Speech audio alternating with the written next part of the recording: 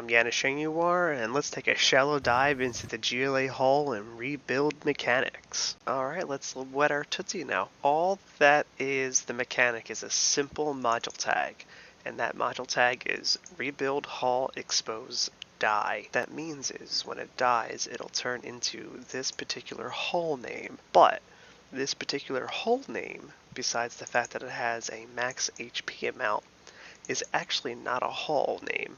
It is actually a reskin name that you might remember from the technical truck, which is what I use to make the random units build.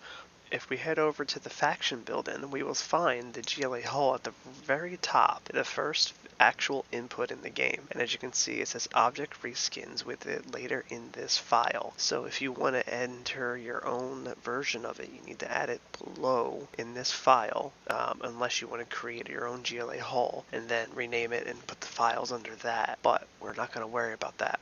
If we go and scroll down, we can see it's just a normal build-in.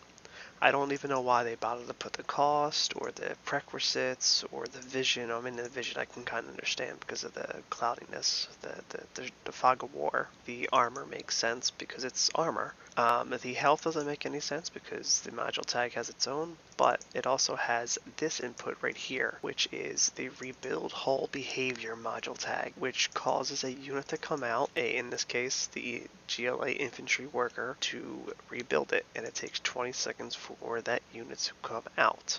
So in the intro, I showed you the Scud missile being rebuilt. I showed you my power plant being rebuilt. Also, my war factory being rebuilt. So the important part here is, as you can see, for our command center, if we go and try to find this, we see our object reskin GLA command center GLA hull. That's because it's actually just reskinning this particular input, which is GLA hull. So if you put another, let's just say GLA hull command center 1, and you put a different file in there, you will get a different file. And that's what I did for my Kane War Factory. So if you destroy my War Factory, you will get the rubble that is normal for the War Factory. Now, obviously, there's some little tweaks I probably should add to it so it looks a little bit cooler, because as you can see, the smoldering smoke here, it didn't come out that well, but I'm sure we could put some more particles into this because that's all these are. The actual hull name itself does not matter, just matters